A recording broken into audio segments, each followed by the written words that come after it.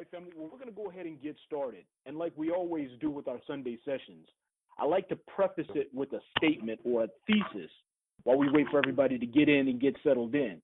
This is going to be an open discussion, but I always like to get started by laying the foundation and, kind of clarifying and putting into context what it is we're going to be talking about. So there are a few definitions that we need to cover before we start going in on this topic. We need to return to the definition of spirit, return to the definition of religion, return to the definition and concept of soul. Just out of curiosity, do we have any atheists on the line? You don't have to say your name, just say right here. Right here. Can you define atheist? Right here. All right, so we got one.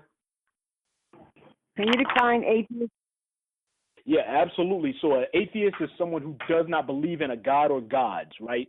An agnostic is someone who does believe in a god or gods, but doesn't believe in a particular religion. So you don't have a religious preference, is agnostic. I guess I'm agnostic. So then everybody starts speaking up. All right, do I have any Christians on the line? Let me just hear you say right here. We got 0 Christians on the line. We have any Muslims on the line? Let me hear you say right here.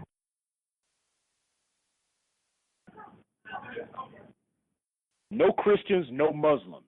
So the majority of y'all are either atheists or agnostic. Is that right? Yeah, that's right. Yes. Yeah. I don't identify with anything. I'm just me. True indeed. That's my category. I'm just me too. I'm with the queen. I don't identify with anything. True indeed. True indeed. So right now, Christianity is the dominant pattern of religious thought generated by white supremacy. We know that. All right, that's beyond debate. Is there anybody? Well, I'm not even going to ask that because then we'll get into a debate. But that is beyond debate, family. The jury is out on. The jury is no longer out on that. We have all the proof that we need. We know that Christianity was engineered as we know it in its current form by white supremacists. Originally, they used it to subjugate their own people. I think that's a point that's important to make. Everything that has been done to us, they perfected on themselves. All right? And I'm not going to belabor that point. It's absolutely critical to the white supremacist system of religion, all right, that they formulate a white man as the son of God. Why? Because the brain functions most fundamentally on logic circuits. At deep unconscious levels, it automatically computes that God, the Father, must be a white male since the so-called son of God is white, painted white, right? Thus, any person programmed to accept the Christian religion, whether conscious of it or not, has the image and concept of God as a white man in the logic network of his or her brain. Now, with the white man as God, the non-white global collective would then be obedient to the white man always. That's coming from Dr. Francis Cress Welsing's book, The ISIS Papers. So what all that means is to be black and to accept consciously or unconsciously an image of God as a white man is the highest form of self-negation and a lack of self-respect under the specific conditions of white domination. In other words, you see the most supreme being in the universe as being that of your oppressor. Therefore, it's easy to understand how the enemy became the deity, as Baba Ashra Kwesi often says. Now, in order for us to fix this problem and in the process fix our own miseducation, fix the conditions of our people, we've got to break those logic circuits, right? And that's when the concept of black liberation can become a reality. So that's where most of you find yourselves, family. Let me just wrap all that up with this statement. As you begin to come into consciousness, you may leave Christianity, and then you'll embark on a quest for either religions or spiritual philosophies to replace Christianity. And that's natural for you all as individuals. When a person realizes the truth, and that truth is that Christianity was used as a tool to spread and maintain white supremacy, then the Christian identity that you have been holding on to for so long is shattered. And along with that, your concept of God is shattered. Now, if the concept of God is removed, upon whom do you lean, especially if you're feeling oppressed, depressed, and overwhelmed? If there's nothing or no one to provide support, then you collapse and disintegrate on your own. All right? So what we're going to talk about is we're really briefly going to discuss Islam, Judaism, and Christianity. Then we're going to talk about innovative spiritual systems, right? So these are the spiritual systems that you have forgot, the spiritual systems that Christianity, Islam, and Judaism were derived from or stole from. And hopefully we can get some of you all to return to your true African self upon which rests the soul, or I'm sorry, upon which the soul rests. And that's coming from Dr. Naeem Akbar's book, Know Thyself. All right? So before we get started, let me ask you all this, family. Who can give us a good working definition of the word spirit before I put the definitions out there? Just state your name, where you're calling from, and give us what you think the spirit is. Let's set some definitions. Me, this is Jane. Peace. Spirit is simply the mother, the father, the everything God. It is the very energy, the very air that we breathe. It is not made a religion. It is not sex orientated. It is the energy, the very breath that you breathe. Anybody want to add on to that, family? Yeah, this is Kwame in Atlanta. Can I chime in?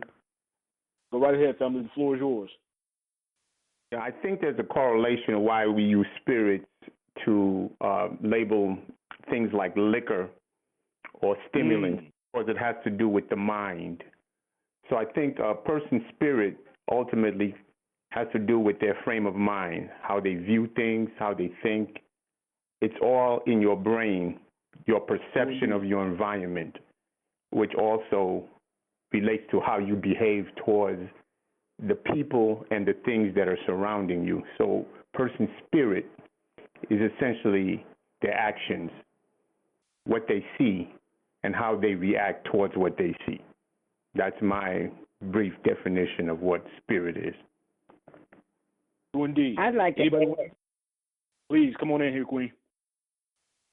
To me, spirit is the sustaining energy that causes all things in our universal order to move, to live, to evolve, to move around.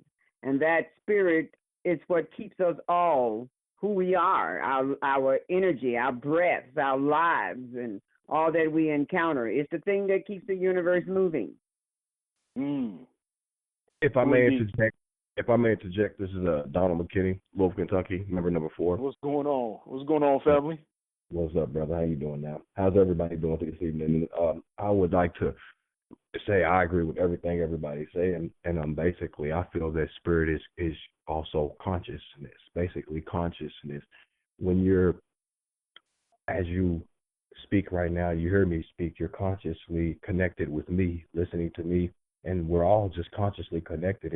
And the mind, your mentality, how you think, what everybody said, I agree with everything everybody said, but consciousness. Oh, indeed. All right, family. Well, with that being said, we kind of got a working definition of spirit. Let me ask you all this. What is the definition of soul, and what's the difference between your spirit and your soul?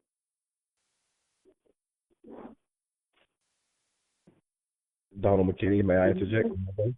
Please do. Come on in here, King. Okay. Well, I would have to say emotions. Your soul is, your soul can change. So you think the soul is something that can change?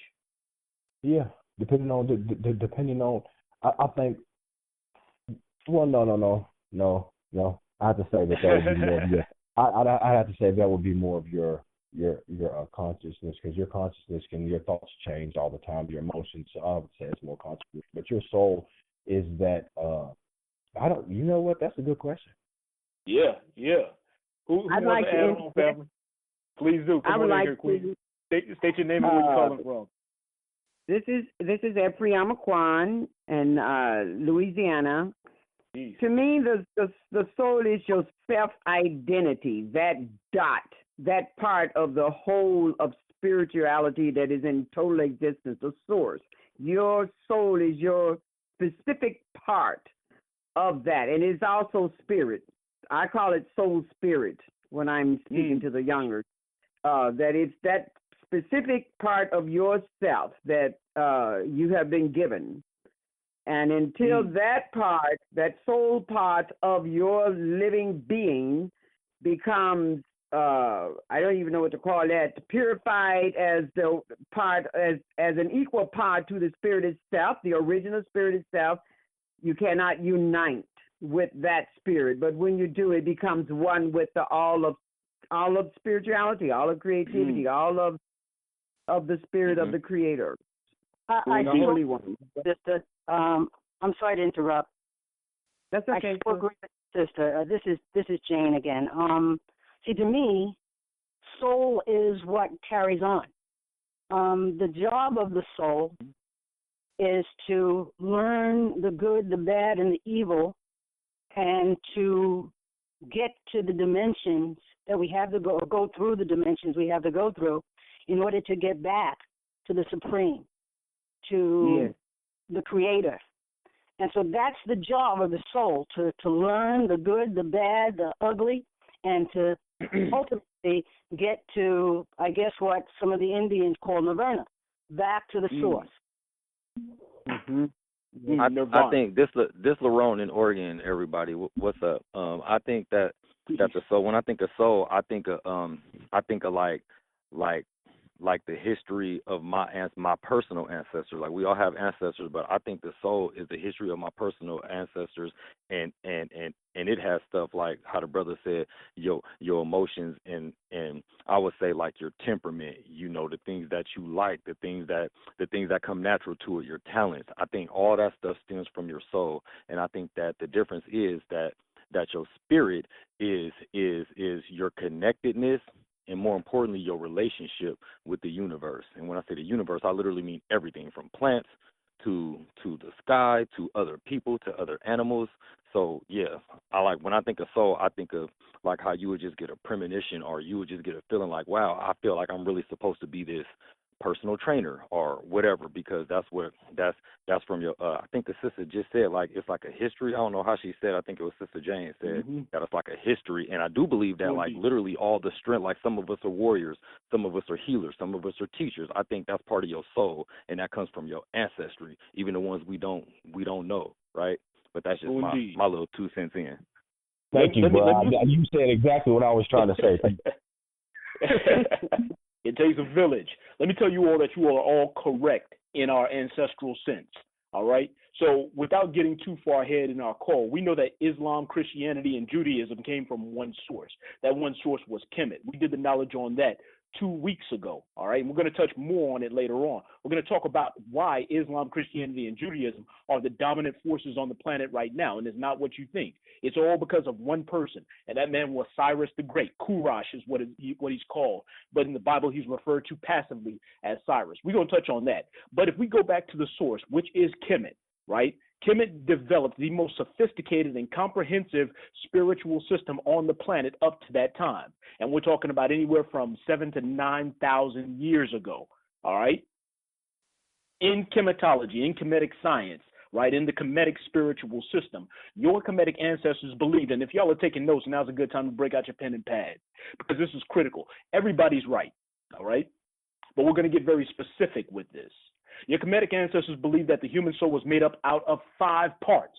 They believed that the human soul consisted of 5 parts, all right? They also believed that the soul was as part of your anatomy, as your arm, your leg, your head, and etc., right? So your soul is an actual part of your anatomy.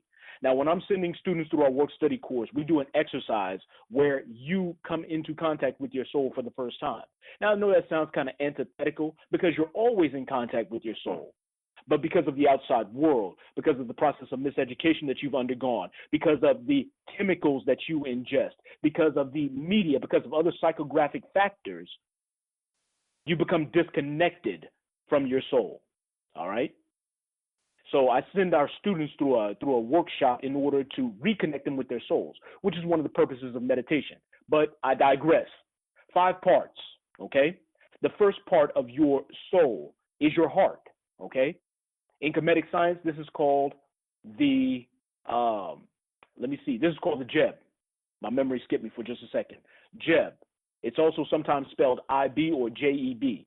Now, your heart was the seat of your emotions, your thoughts, and your will. See, family, when we're talking about spirituality, we're not talking about rituals, right? We're not talking about going to church and listening to sermons. When we're talking about spirituality, we're talking about metaphysics. Metaphysics is one of the 5 areas of life that we teach here in United Black America. That consists of everything that makes up who you are that is not physical. That's what metaphysics is. So if y'all are under the impression that metaphysics is talking about the Anunnaki and the alien origins of humanity, that very well may be part of it, right? Because of your connection to the universe. But when we're talking about metaphysics, we're getting practical with it. We're talking about everything that makes up who you are that is not tangible, that I can't put my hands on. And this is important to understand, family, because if we are to understand who we are as a people and redeem our people and overcome this system of white supremacy, we've got to know without a shadow of a doubt who we are. That starts with understanding our soul, not religion, right, but metaphysics. That's knowledge of self. Knowledge of self is who you are, how you came to be, the world around you, and your place in that world. Who you are starts with what we're talking about tonight. So don't think this is mental masturbation, family, and don't think this doesn't have a point. And don't think that by overstanding what we're covering tonight, you're not making an impact on the world around you by making an impact on yourself. You are. I digress again. Let me focus. Your heart, your seat of emotions. This is called the Jeb in comedic sciences, all right? These are your emotions, your thoughts, your intentions, and this was the key to the afterlife, family. You all have seen those papyri where there's a heart being weighed on the scales of Mayat, right? Yes. That was the Jeb. Yes. Your heart comes from your mother. One drop of your mother's blood while you are in the womb becomes your heart. This is the link to your past that the Queen Jane out of New York was talking about, right? And then that the kings came in and reinforced. This is your link to the past. That one drop of blood that creates your heart, which ultimately becomes the seat of your emotions, your thoughts, your wills, and your intention. The collective experience of 50,000 years in one drop of blood. That's the first part of your soul, according to your Kemetic ancestors. The second part of your soul, family, is what's called the Ren, R-E-N. Your Ren is your name. Pause. Your ancestors believed that your name had as much of an impact on your soul as anything else. But the second part of your soul was your Ren, your name. Your ancestors believed that as long as your name was spoken, you would live on. But the implications are far greater when it comes to knowledge of self, family. We talked about this last week and a few weeks ago. If your enemy wants to subjugate you, if the enemy wants to take away your knowledge of self, if the enemy wants to control your narrative, if the enemy wants to remove you from your history, they've got to start by removing your name from you.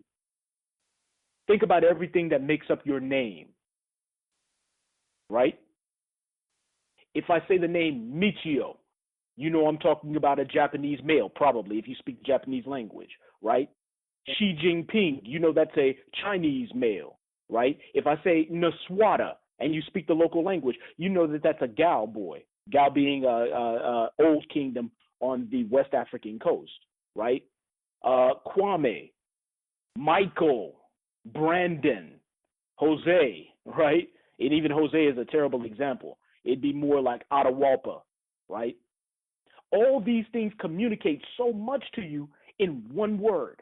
I know the language that person probably speaks. I know the area that person lives in. I know the history that person is bringing into the world with them.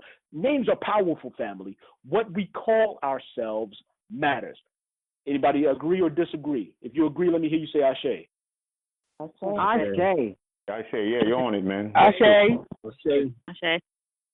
So indeed, our names are important, and your Kemetic ancestors understood that, and so too did your traditional enemy, which is why when we go back to that movie Roots, we all used to joke about that scene, what's your name? And he kept saying Kunta Kinte, right? That was a powerful scene.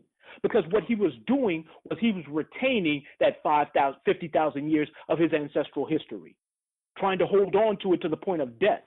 Because without that identity, who are you? I'll tell you who you are. What you see outside of your window right now, a nation of people without a purpose, a lost group of people who are more ready to identify with their oppressors than they are with their own people. because they walk around with names like Brandon, Michael, Robert, Keith, names that have been disassociated from that 50,000 years plus of ancestral history. Look, 50,000 years is all I can prove right now. If you told me to put an artifact in your hand that would measure the period of time that we've been upon this earth, the oldest thing I can give you is 50,000 years with 100% confirmation. But they're digging up things every day that go back 100,000, 200,000, almost 1.2 million years. That's Black history.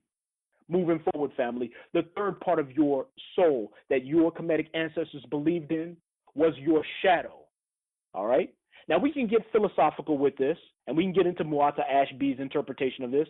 Pause. Is there anybody who's never heard of Baba Muata Ashby? I haven't. No, I have not. Okay. So we got a couple of kings and queens who have not. This is a warrior scholar in our community. He wrote a book called The Book of Coming Forth by Day, which is a proper translation of both the words and intentions of what you mistakenly believe is the Book of the Dead. See, when white folks dug this up and they tried to translate the text using their Greek translations, which were off, you all remember that the Shabaka stone was a stone that they dug up and it had 3 different translations of the same words. One version was in Kemetic, one version was in an advanced form of Kemetic, and then one version was in Greek. They used that as their method of translation, right? But what they're missing is the engagement of their melanin because they didn't have enough to engage with those words. Words carry more than just a literal meaning. There's a spiritual connotation. That's neither here nor there. They dug this up. They translated falsely this book of information as the Book of the Dead. They said that this was a book of rituals for dead people. No, family. This is the book of coming into the light, the book of coming forth by day. In other words, the book of enlightenment, a book that's not meant for the dead, but is meant for the living. So Muata Ashby translated that so-called Book of the Dead, and in that he describes the shadow, right, as the wake that you leave behind you, the ripple of your actions on the pool of the universe that spread outwards. Okay? Now, your ancestors called it your shadow because it's always behind you or beneath you, right, depending on the position of the sun. But this is all of the activities that you've engaged in that have affected the world around you. That's part of your soul, which is why when you've done things in the past that you're not proud of, you carry that guilt. Those are the ripples, your shadow, the effects of your intentions. The next part of your soul, according to your Kemetic ancestors, was what we call your Ka. And I think our queen out in Louisiana, Queen, pronounce your name for us again. Epriamaquan. Epriamaquan. Our queen Epriamaquan out in Louisiana alluded to this. Your Ka is your vital spark. This is your spirit, the part of you that lives on. And in fact, your Kemetic ancestors had a ritual when you transitioned. They would open up your mouth and they would release your Ka. This is your spirit. And then the final part of your soul, out of those 5 parts that we covered, was your Ba, B-A, or your personality. This is what made you uniquely you, family. This is what your Kemetic ancestors believed separated you from every other person. Now, there are 4 things that unite you with everyone else. Your heart, that one drop of blood that came from your mother, the link to your 50,000 years of ancestral past, the link to every other black man, woman, and child that shares your origins. Your shadow, all right? That's collective because your ripple connects with my ripple, and they create the world around us. Your name passed on to you from, again, 50,000 years of your ancestry that lends to your identity and ultimately lends to your soul. Your Ka, that vital spark, that spirit that lives on beyond you, that unites with one collective universal spirit of all knowing, all being, and all existing in the past, present, and future simultaneously. And then finally, your individual personality or your Ba. Those, family, are the 5 parts of your soul according to your Kemetic ancestors. Now, who's hearing that information for the first time? Let me hear you say right here. Right here. Right here. Right here. Right here. Right here. Right here. Right here. The reason you're hearing that for the first time is because in Christianity, Judaism, and Islam, which came from these original spiritual systems, they weren't able to comprehend these teachings. They called them the mystery systems. You had one person who came close enough to take something out of Kemet and give to the rest of the world that would benefit them to an extent. That one person we call the lawgiver. Anyone familiar with who I'm talking about? Moses. No. I'm talking about Moses. Can anybody do the knowledge on Moses and make that connection for the family? Is it Moses or Musa? It is Musa properly. And see, that's the thing. Islam, Christianity, and Judaism are all in the same room, right? They're all in the same room. So when you hear Musa in Islam, using the Arabic language and the Arabic culture, Arabic is a culture, not a language, right? One is the same. We're also talking about Moses, okay?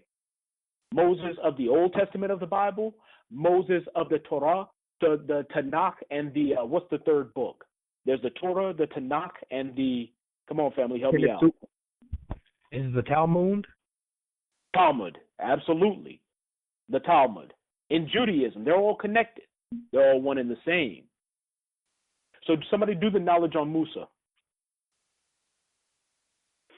Tell us what you know about him. Tell us what you know about his time in Kemet, and make the connection for us.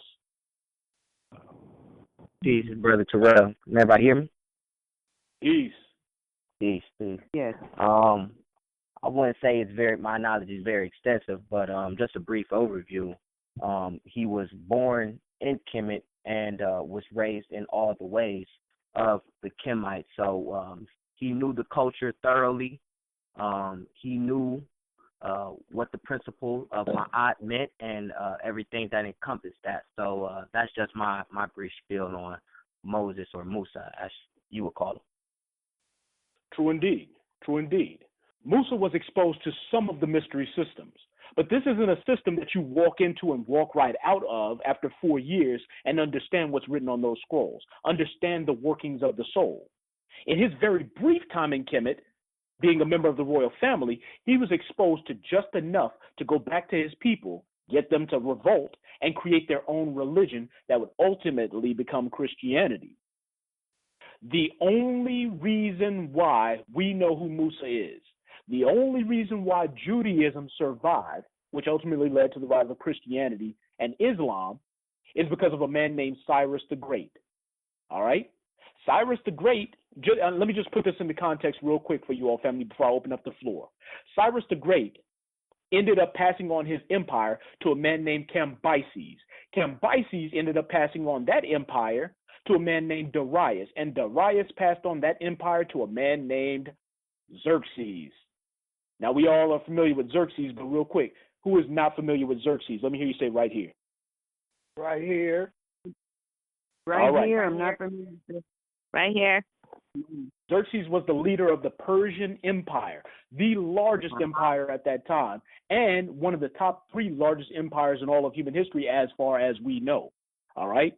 He was the bad guy, so to speak, in the movie 300, where the Greeks were made to look like they were some cavalier group of warriors fighting for the future of democracy and quote-unquote white supremacy, in parentheses, footnote, right? And it made it look like they were fighting against these Arab and African hordes of mutants and demon and devil worshippers. Nothing could have been further from the truth. The empire that Xerxes inherited from Darius, and Darius inherited from Cambyses, and Cambyses inherited from Cyrus the Great, otherwise known as Kurash, was one of the most democratic empires in human history. This is important for our discussion tonight, family, because when Cyrus conquered a land, let me take you all back in time. Typically, when you conquer the land, it's exactly what you all would expect, family. People get their heads cut off. They dismantle the government. They stop you from worshiping the gods that you were worshiping, right? Now you're paying tribute in the form of slaves and money to the central empire that just conquered you. Typically, that's what it was like, right? You go into somebody else's crib, you slaughter everybody until they say, okay, we don't need no more of that. And then you move in and you set up shop, and that becomes your crib, all right? Now, what ended up happening under the Cyrus regime was he would move into a land, right? He would threaten them with destruction, But he said you can avoid all this, and you can keep your gods, keep your culture, keep your names, keep everything just the way it is, just as long as you pay tribute to the Central Empire. Now, if you have an army, right, of hundreds of thousands from all over the world representing people who took that deal, you got an army at your doorstep, and they say, you can keep everything that you got, we just want you to pay, right? We want you to pay to play. Or we're going to rape your women, kill your children, slaughter all the men, level your land, sprinkle salt into the field so nothing grows again. You would probably take the other deal, right? Y'all feel me? Yeah, go ahead. Follow me, family. Flow with me. This was how Cyrus operated, okay? This is important to our discussion because when Cyrus invaded the land of Judea, Judea was a warlike tribe. We talking Old Testament. You all know how the Old Testament got down. These worshipers of Yahweh, who was a war god, were slaughtering their neighbors. You all read into the Old Testament about how genocide was the will of God, how they would go from tribe to tribe, slaughtering all the men, women, and children. Now, when Cyrus came in, he conquered Judea, and he conquered all the tribes that Judea was trying to slaughter. This meant they were all part of one empire now, and the slaughter had to stop. But with that, the worshipers of Yahweh changed their tactics. They became what we would consider Jehovah's Witnesses. And they would go from village to village preaching their gospels and spreading their religion, which Cyrus allowed to happen. In fact, Cyrus encouraged it. That meant that the worshipers of Yahweh now had access to the largest empire in the world. That's how Christianity spread. It spread like a disease or a tick on the back of the empire that Cyrus the Great built. Now we know that Christianity came from Judaism, right? So too did Islam. In fact, Islam came in part from Christianity, but it was a changed version of Christianity designed to meet the needs of the Arab people. Pause. This is important, family.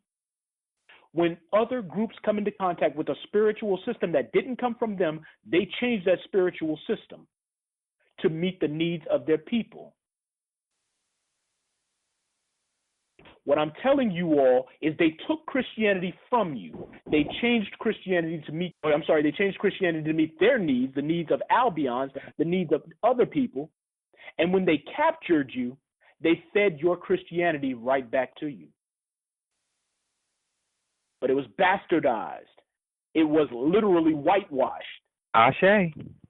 It was the spiritual system that people like Moses, the lawgiver, learned in Kemet, gave to his people. They went back up north, changed it, came back down south to Africa and into what they mistakenly called the New World, which wasn't new because we were already there, here in North America, elsewhere, South America, elsewhere, and fed it right back to you. This brings our conversation full circle, family. All right? So I want to apologize for you all letting me run my mouth for the past 20 minutes, but I wanted to give you all context.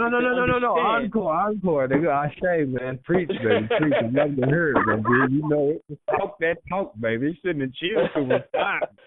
Well, I want to open up the floor and see where the family's head is at. How do you all feel about what you all were just given in terms of that information, and who has something they want to add? Well, I'm Donald McKinney, if I may go first, you know what I'm saying, Louisville, Kentucky, member number 4. And I honestly, you know what I'm saying, just want to, you know, reiterate the fact that with that last part you said, you know, that's my son speaking. Hey, baby, that's my 3-month-old. He wanted to get in.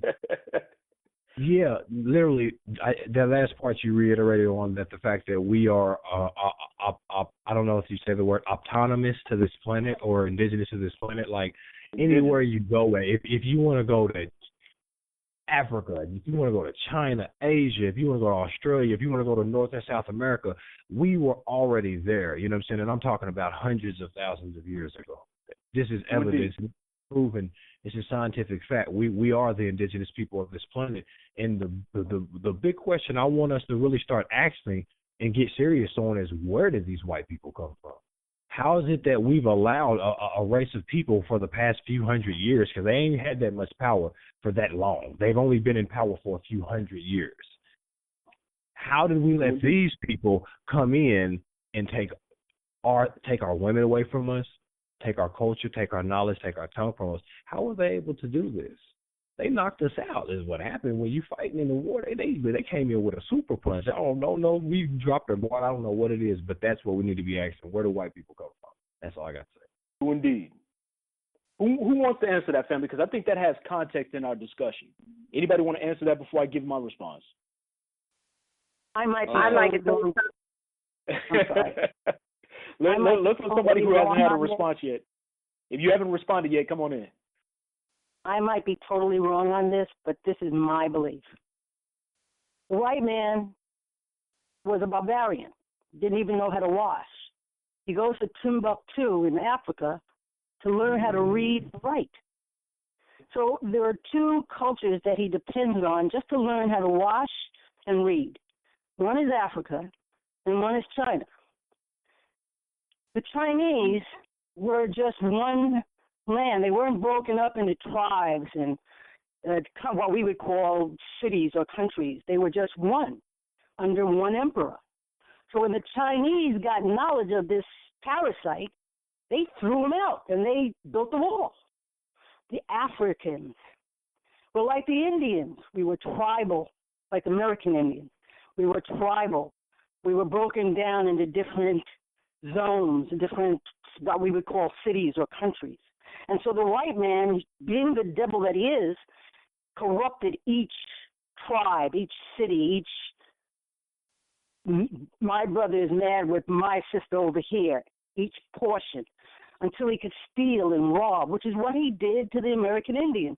He is a corruption. He is a cancer. And this is why he was able to do what he did. In China, he couldn't, because he couldn't spread his disease from point to point to point, like a virus. But in Africa, he spread it west to north to south, and he just got away with it. He started with just stealing our land and our children, and then he spread and stole our gold, and he's still doing the same thing. And I'll shut up. Indeed. Sorry. No, thank you, Queen. Thank you. Anybody else want to respond to anything that's been said thus far before we move forward? I would like I'd like to add something. Oh, go ahead. I'm sorry. This is Nicola from Baytown. I hadn't spoken all night. Come on in, I basically just wanted to respond to the whole overall theme of what you were presenting. I want to say thank you for it, because I said before, the last time we had a discussion, I had been in seminary and got my awakening during that time. And I have been very, very connected to spirit, and I've had to work in these realms for a long time where, some people may just see it as a system, but I've definitely dealt with spirit in a very deep level. And so I was just saying that I kept researching down, and in the middle of the night I heard a spirit speak to me and say, Memphite theology. So I started studying Memphite theology, so everything was leading me back to Kemet anyway. So to hear you give such a beautiful explanation of all of this tied together really just did my soul wonder. So I just want to say thank you for that, because it's definitely helped propel my study of where I've already been kind of headed. As far as where the white people were coming from, we were complicit with certain things that allowed them to do what they did to us. So we sometimes look at Africa as if, these invaders just came in. Yes, they did come in very barbarically and take over, but at a certain point, we became complicit in our own demise. And I think until we as Black people start looking at the whole aspect of, okay, what went wrong on our part? How were we weakened to a point where we allowed ourselves to be taken over by these people? We won't get true healing. We have to come out of that ignorance of just looking at them as, we were just so victimized. No, we took place in some things that we need to repent for. We took place in some things that we need to own up to. What? Like letting our children get out of hand. Family, we were the parents of humanity. We were the first teachers. Let's go back in time to the very first white civilization. It was a civilization called the Minoan civilization on the island of Crete. They learned everything that they needed to know from the people of Kemet, who were already civilized and had been well established for thousands of years. When the mountain in the middle of the island of Crete exploded, those Minoans fled to the north, and they became the Mycenaean or Mycenaean civilization. And rather than continuing to educate them and keep them as vassals, we dismissed them. Now, of course, Kemet, the great mother and the great teacher, was going through its own tribulations. We were facing onslaught from the empire of Persia, the same empire that was responsible for the rise of Christianity, Islam, and Judaism, right? And so we were fleeing to the south. So we were already going through our own wars So we had been pushed further and further south out of Kemet and into Sudan. However, when those people had come, by the time those people came back to us in the year 1500 at the port of Ceuta, right? I'm sorry, specifically 1512, 1514, right? We had forgotten the fact that we were their first teachers. However, we still possessed that knowledge and that level of civilization they didn't possess, and our values had changed, right? Our values had changed. Understanding the enemy that we were dealing with, they were savages. They'd grown up in savagery, right? Even before they came into contact with our Kemetic ancestors, they lived in frozen, barren wastelands. And we can go further back in time, 50,000, 100,000 years ago, 350,000 years ago, and talk about how they got there. We've got to take responsibility for the fact that we were the original teachers of mankind. We've got to relearn what was forgotten and then turn around, each one teach one, and subjugate our bastard and unruly children and bring Mayat back to this planet. That's what we've got to take responsibility for. So for the brothers and sisters sitting out there and they're saying, why does Black history matter? We ain't got time for that. We're at war. Why does all this talk about our soul and spirit and Mayat matter? We ain't got time for that. We're at war. Before we can do anything, family, you've got to know what it is. I've always said you got to feed the people before you lead the people, and that feeding is knowledge. If you can feed the people knowledge, you can lead the people with that knowledge. Right knowledge corrects wrong behavior. Then and only then will we start to unify, coalesce into a movement that can take on white supremacy and resubjugate our bastard children and bring this planet back into balance. And by planet, I mean all the peoples on it, including our own. That's what we got to take responsibility for. I'm sorry, Elder, I love you, but I just had to get that off my chest. Thank you. Go ahead and mute you. Okay, look, I'm going to jump in here. See, it seems like things are going this way and that way and this way and that way because from after you started with your 5 parts of the soul, then you said that Christianity and Islam are actually African religions that got whitewashed. So now I'm trying to figure out how we let white folks. I'm kind of mixed up, so I'm kind of confused. So, we just went all in all kinds of directions. You know how we do, family. But the bridge between what was happening. Go ahead, Queen. I just wanted to add something in, and he brought the brother who was just speaking just brought it right back because I wanted to make a point to answer your question, the very question as to how it is that we allowed those barbarians to come in and undermine our civilization. And to me, the bottom line is, from generation to generation, as you said, brother, we were at war at the same time, trying to fight off a war, and when they were coming in trying to take over. But from generation to generation, we lose some of our connectivity to who we really are, living under Ma'at. Because from one generation to the next, stuff doesn't get taught. And it's still happening to us here in America, in the United States, from one generation to the next. Neglect the issue of teaching certain things that we must pass down. And I think this is one of the reasons why this happened. We lost the connectivity to Ma'at and who we are as a people. And so here come these barbarians coming in, and they're more than barbarians. I mean, they're murderers.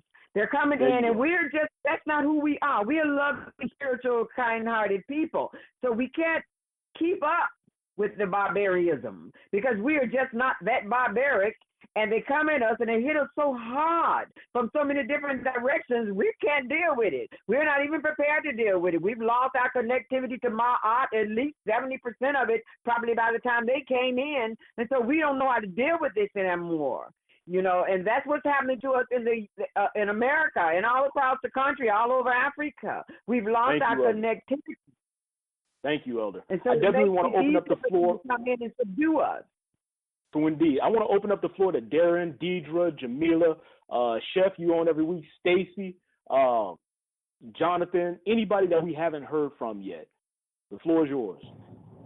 Hey, this is Frank in Alabama. I have a question for you, Assad. In regards to the book of Coming Forth by Day, how does that compare, if you've read, to the Egyptian Book of the Dead by E.A. Wallace Budge? How do those two compare? The beautiful thing about where we are today is that we can build on what was passed down from our ancestors. Our ancestors didn't have the knowledge that we have today, family. Can we all agree on that? Yes.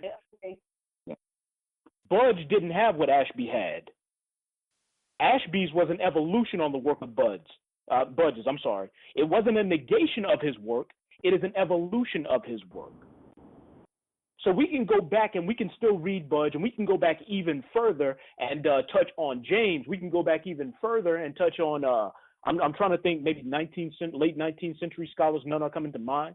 We can go back and we can see how our thought process went from being Eurocentric, having Europeans teach us about ourselves, to saying, you know what, we're going to go back to our source material. And you start to see that transition when Budge came in, right? And now you have something completely innovative coming from Muwata Ashby based on research by people like Dr. Asa Hilliard, right, who's made his transition, so peace be upon him, and other people like Baba Ashra Kwesi, right, Baba James. Absolutely, Sheikh Anta Diop, exactly. Where we go and we say, you know what, we're not gonna hear from somebody who heard from some white folks. We're gonna go over there ourselves and see what's going on. We're gonna do these translations ourselves. So I'm not negating anything that Budge did. It's an evolution. Does that make sense, family? Yep. You still read Budge. Still go back into these old scrolls, but as you do so, understand that there are three parts to our evolution as a people. All right, deconstruction, reconstruction, and innovation. In other words, we start deconstructing our condition. That's why these Sunday sessions are so important. We break down exactly how we got to where we are. We deconstruct. Let's break it down. Then we can reconstruct our knowledge with right knowledge, free of miseducation. After we've reconstructed our right knowledge, now we can start to innovate. This is when we move into the future, family. This is when we create new spiritual systems, which we haven't got a chance to talk about. I wanted to talk about Voodoo tonight. I wanted to talk about the Nation of Islam. I wanted to talk about Obeya. I wanted to talk about the 5 percenters. These are innovative spiritual systems, right? The 5 percenters will always say we're not a religion, we're a philosophy. So be it. Okay, the Nation of Islam is innovative. They tried to innovate, unfortunately, off of Islam. But if you're going to innovate off of anything, you first got to deconstruct your miseducation. Then you've got to reconstruct what you think you know by removing miseducation. And Islam was not meant for us. I told you all, they took what they knew from the African continent and applied it to the Arab culture. And now what are you doing? You're going back to that trough that they set up for themselves and trying to feed yourself spiritually. It won't work. You've got to go back to what you and yours created. Exactly. Okay, and so you and yours they created it. Now are you saying that is Ma'at, or is that some other ancestral spiritual religion? I mean, if we're going to go back to the source, the first and most well-organized and comprehensive spiritual system, you got to go back to Kemet. I'm not saying other spiritual systems didn't exist on the continent. We know they did. But again, we don't have that knowledge. 40 years from now, after we funded more expeditions back to the continent, we may have that knowledge. But right now, that's where we're at. What I want to communicate to you, family, is spirituality and our understanding of it should be evolutionary. It's not static. What they were doing 400 years ago shouldn't be done today. These are different times, and we face a different threat. And we know more. Therefore, we should have grown spiritually over the course of 400 years.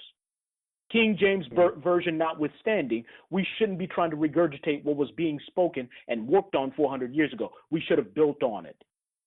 Now, we're at a point now collectively, family, where we can deconstruct these things. We're in the information age. We can reconstruct it with right knowledge because we have access to that research. Only then can we innovate. So what I'm telling you, family, is, we got to go back to Kemet if we want to truly deconstruct, reconstruct, and innovate. But we shouldn't stay in Kemet. May I interject? The floor is yours, family. Actually, we got 5 minutes, so if you could just make it brief, I want to get some closing thoughts from the family. Then we're going to wrap it up. I will make it very brief, and just to, kind of piggyback off of what you're saying, and kind of strengthen about what it is that you're saying. Basically, there is evidence as well that, Kemetic sciences. See, family, there's pyramids over here in the Americas as well. There's pyramids in North and South America, That's right. Specifically Central America.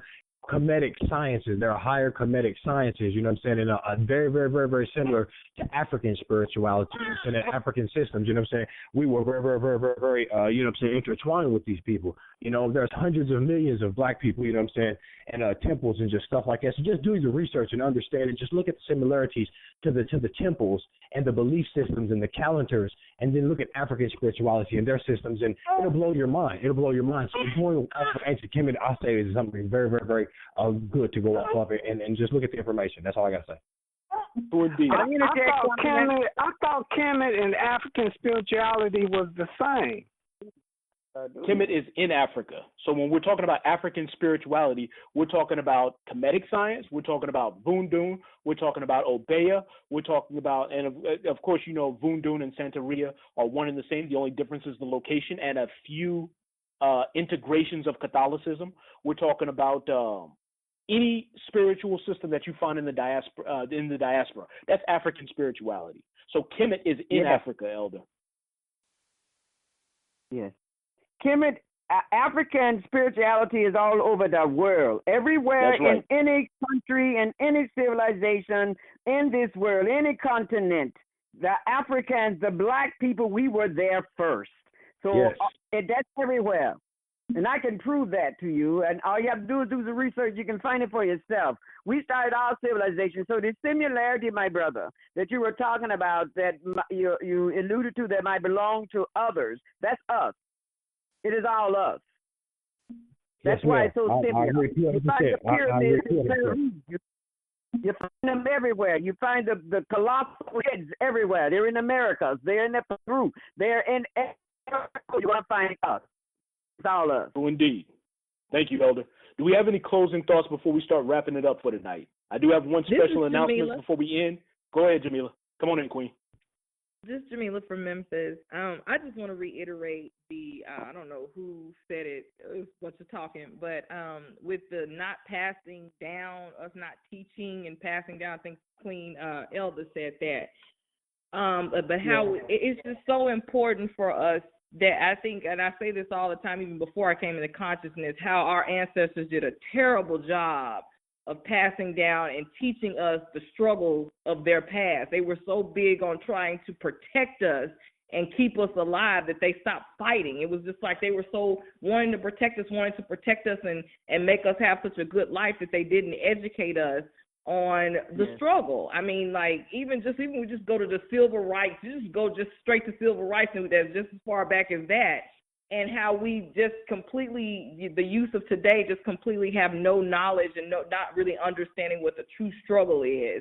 And I think that apparently, based on what the Queen Elder said, going back, that started way, way back to where we fail in just educating and letting our children know, really just passing down the struggle, understanding what's really going on in reality, and stop protecting them, but training them and preparing them. And so that's all I got to say. Thank you so much, Queen. Any other closing thoughts before I make this announcement? Yeah, just Brother Terrell, just want to say, just back to the last question. The Caucasian just lacks a sense of humanity at the end of the day. That's what it boils down to. He has a vertical system while we have a horizontal system. Africans have a horizontal system, meaning that there's always a hierarchy. Instead of them thinking of themselves as one, as on a straight line, they're always looking at it from someone being better than the next. they're always in competition, aka capitalism. The thought of competing with one another instead of working together in solidarity, which has been African since we were in existence. So I would think that their lack of humanity is what caused the downfall, and our sense of humanity with allowing these people and seeing them as human beings and putting that premium on life rather than on money and the resources and the rest of those things. That's what my final opinion is on that. Thank you so much, family. I want to thank all of you all for being here tonight. I mean, I hope this has been a great conversation. I hope I've given you all some things to research. If you want to take it to the next level, family, I want you to be a part of our United Black America family. I want you to join the movement. I'm going to be doing a live webinar where we can build face-to-face. I want to talk to you all about maybe becoming members. But even if you don't want to become a member of this organization, much of what we talked about and a whole lot more is talked about and built on in our Keys to Consciousness course. I really want you all to take the course. Brother Terrell is taking it. There are a number of other members on here. Jamila's currently taking it. Go to UnitedBlackAmerica.org. Take the course. Give me some feedback. I packed a lot of information. I put my heart, soul, and, the force of the ancestors into that course. So take the course. Give us some feedback, UnitedBlackAmerica.org. I would love to bring you all into the family so we can actually do the work to create the future of Black history. You'll be joining more than 400 members, and, we built something beautiful for you all, family. So I love you all. Thank you all for spending some time with me tonight. I hope I've given you all some value. If I have, let us know on our Facebook page. You can email us directly, info@UnitedBlackAmerica.org. But other than that, I will see you all next Sunday. The system will automatically call you, or we're going to be building on another topic, and we will be on Facebook Live. You have my word, family. I love you all. Thank you all again for being here. Peace. Love you, brother. Peace. Love you. Love everybody. Peace. I see.